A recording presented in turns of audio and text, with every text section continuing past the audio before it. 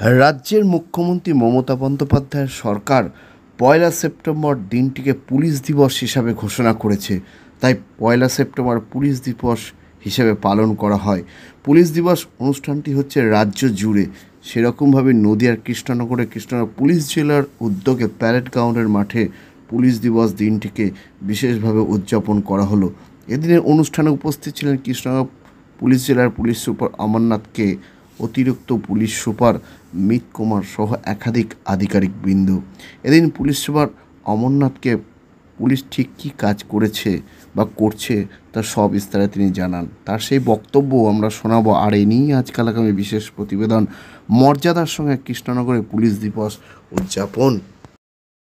আচ্ছা আচ্ছা, এটা একটি বিখ্যাত উর্দু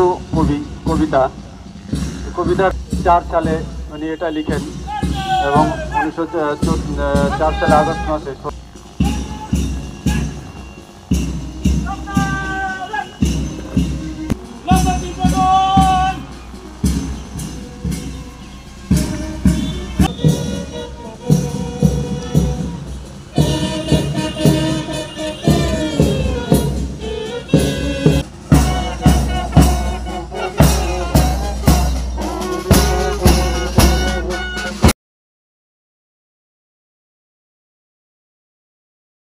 এই দিনে আমরা গত বছরে আমরা কী কাজ করেছে আর আগাম বছরের জন্য আমাদের কী প্ল্যানগুলো আছে ওটা আমরা রিভিউ করে দেখতে পারে।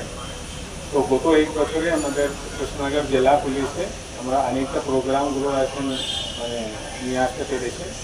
ওটাতে একটা আছে কি আমরা আমাদের মেন অ্যাচিভমেন্ট হবে আমাদের যত ফেস্টিভ্যাল সিজনগুলো ছিল, এই মাঝখানে একটা লোকসভা জেনারেল ইলেকশন ছিল, অন্যান্য বাকি যে ল অ্যান্ড অর্ডার এনগেজমেন্টগুলো ছিল, ভিআইপি ডিউটিগুলো ছিল। তো আপনারা সবাই এখন খুব ভালোভাবে আছেন। আর এছাড়া পুলিশ ওয়েলফেয়ারের জন্য আমরা অনেকটা প্রোগ্রাম ছিল আর ইনফ্রাস্ট্রাকচার রিনোভেশনগুলো এখন করতে পেরেছি। প্রত্যেকটা থানাতে ডাইরেক্ট স্পেসগুলো আমরা বাড়াতে পেরেছি। এছাড়া কিছু নতুন ইনফ্রাস্ট্রাকচারগুলো আমরা তৈরি করতে পেরেছি। কালাচিপাড়া থানা, ডিএসপি ডিএনটি অফিস দেবগ্রামে কনস্ট্রাকশন হয়েছে। এছাড়া নতুন ব্যারেক কনস্ট্রাক্ট হয়েছে আমাদের হোগলবেড়িয়া থানা, হেটো থানা, দুগুলিয়া থানা, কালীগঞ্জ থানা। আমাদের এখন পুরোনো ব্যারেকগুলো অনেকটা এখন আমরা রেনোভেট করতে পেরেছি। অ্যাভেলেবল টয়লেট স্পেসগুলো আমরা রেনোভেট করতে পেরেছি। এছাড়া আমাদের এখন সাইবার থানা আমরা নতুন জায়গাতে শিফট করতে পেরেছি। আর এই যে টাইমে সাইবার খুব ইম্পর্টেন্ট গুরুত্বপূর্ণ একটা পুলিশ উইক। তো সেই জন্য এখন আমরা গত বছরের কম্প্যারিজনে এই রানিং বছরে অনেকটা সাইবার ফ্রড টাকাগুলো আমরা রিকভার করতে পেরেছি। এছাড়া আমাদের ট্রাফিক টিম গত এক বছরে খুব ভালোভাবে পারফর্ম করেছে। ট্রাফিক একটা খুব চ্যালেঞ্জিং ডিউটি, যেটা রেগুলারলি পাবলিকের সাথে পুলিশের একটা ইন্টারাকশন ওটাই আছে।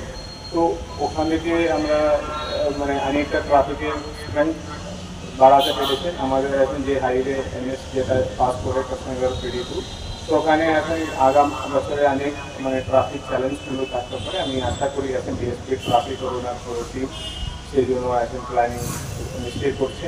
এছাড়া ট্রাফিক আমরা ট্রাফিকের এখন ইউনিটগুলো বাড়াতে পেরেছি। নবদ্বীপ ট্রাফিক টিম আমরা ইনগ্রেট করতে পেরেছি কিছুদিন আগে। এছাড়া কোতোয়ালি টাউনের ট্রাফিকের জন্য আমরা অনেকটা এখন ইন্সপেক্টর ট্রাফিক আর ডিএসপি ট্রাফিকে অনেকটা আমরা ট্রাফিকের জন্য এখন ইমপ্রুভ করার জন্য কাজ করতে পেরেছি। এছাড়া যত এখন ভিআইপি ডিউটিগুলো, ইলেকশন ডিউটিগুলো খুব ভালোভাবে ডিস্ট্রিক্ট ইন্টেলিজেন্স ব্রাঞ্চের যে নেতৃত্বে যারা আছে, ডিএসপি ডিআইবি ও ইন্সপেক্টর যারা আছে, ওদের এখন নেতৃত্বে আমরা কমপ্লিট করতে পেরেছি। এছাড়া আমাদের যে ওয়েলফেয়ার সেক্টরে এই বছরে আমরা উইমেন রিলেটেড অনেকটা এখন স্পেশাল ওয়েলফেয়ার স্কিমগুলো অ্যাসেন্ট বলে একটা স্কিম আমরা স্টার্ট করতে পেরেছি, যাতে আমরা মিউনিসিপ্যাল সাপোর্ট থেকে স্টার্ট করে চাইল্ড কেয়ার সাপোর্ট আর মেডিকেল প্যাক টেস্টগুলো এইসব আমরা করছি। এছাড়া এখন sexual harassment at work places প্রত্যেকটা পুলিশ স্টেশনে আমরা কমিটিগুলো ফাংশনাল করতে পেরেছি আর এখন রেগুলার ওটা রিভিউ হচ্ছে।